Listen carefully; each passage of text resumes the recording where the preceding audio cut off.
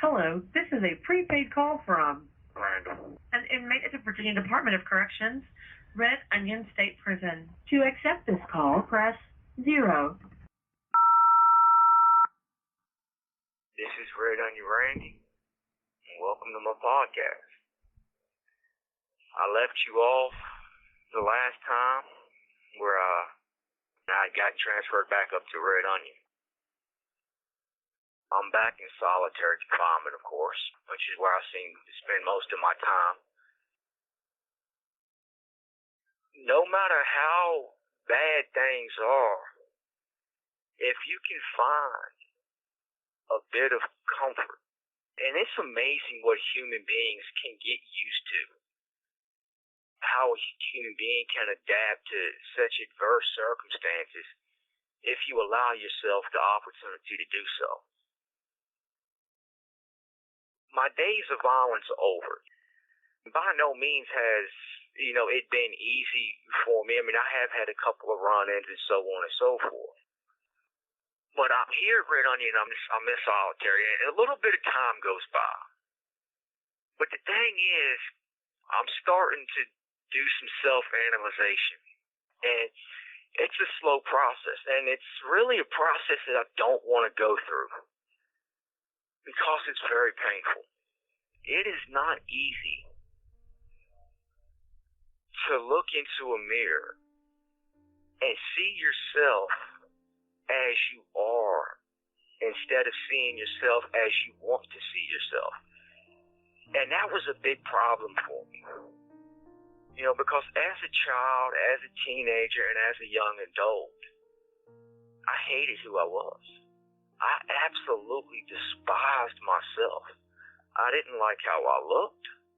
I didn't like my personality. I literally liked nothing about me. So I lied. I lied and I lied and I lied some more. And I was good at it. I mean, I was so good at it that I started believing myself a lot. So when I started looking in that mirror of self, when I started gaining knowledge of self and of who I was, I didn't like it. I mean, man, was it painful. And the first thing I had to do in rehabilitating myself and in recovering just part of who I was before I became that way, I had to realize that I can't lie to myself no more. I have to tell myself the truth. That was devastating for me. And I mean, I went into a deep, deep depression for a long time.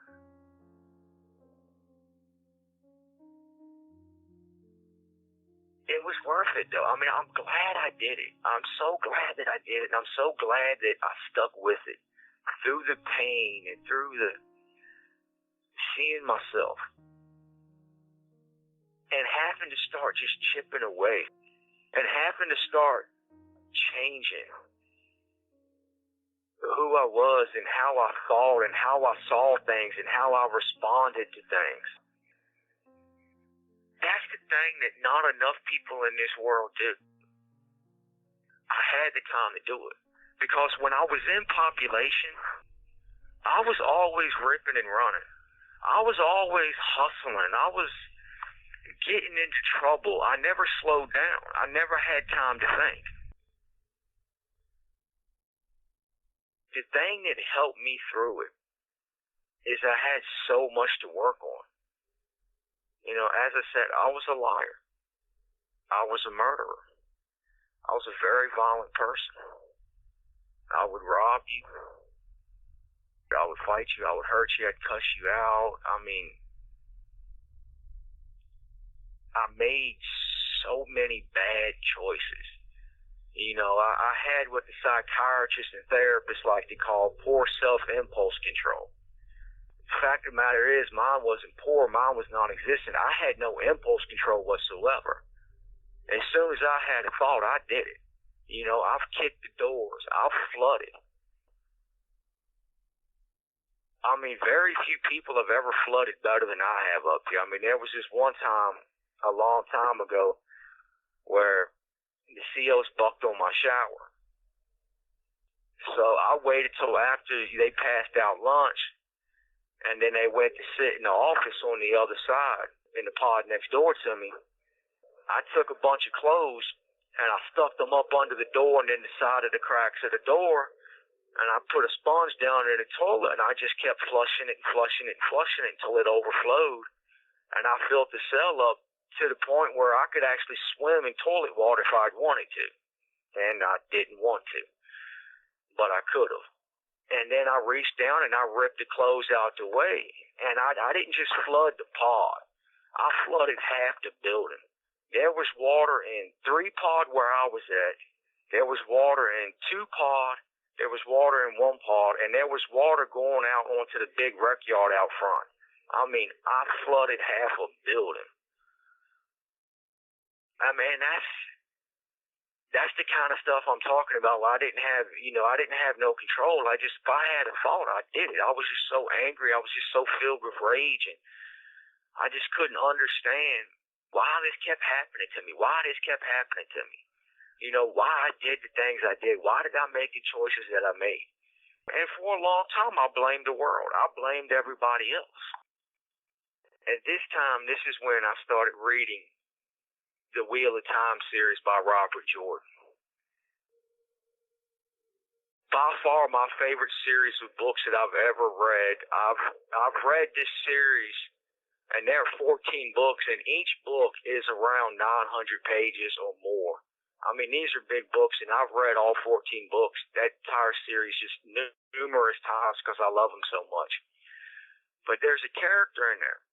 He's not a main character, but he's a pivotal character because he's the character that trains the main character.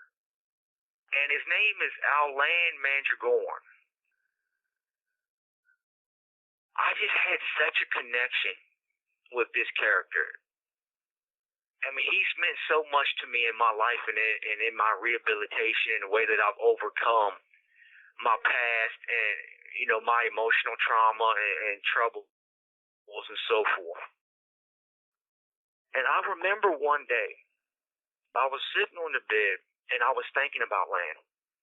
And I was daydreaming that I could be him. I wanted to be him. I wanted his skills, his abilities, and just the way he confronted life, the way he dealt with things.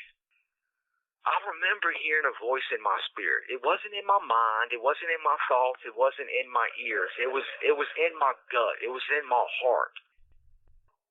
It told me that the only difference between you and Lan are the choices that you make. And from that moment, from the moment I heard that voice, my life completely changed. You know, that was one of those pivotal moments, you know, it was key. If it wasn't for that moment, if it wasn't for Lan Mandragorn, if it wasn't for Robert Jordan writing that character, I wouldn't be who I am today, and I wouldn't be where I am today. It's my belief that God used that character to reach me, to teach me, and to really truly open my eyes fully. Because I think before then, yeah, I was kind of starting that process a little bit. I was starting to see, but Lan really opened them the rest of the way. And when I realized the only difference between me, You have 1 minute remaining. Lan, and all of these characters that I've admired in reading books and novels for so many years is the choices that we make. From that point, I started making better choices, and my life completely changed. It completely turned around. Unfortunately, we're running out of time. This is Red Onion Randy. I hope you enjoyed listening to me, and I hope you go and check out my website, redonionrandy.com. Take care and stay safe.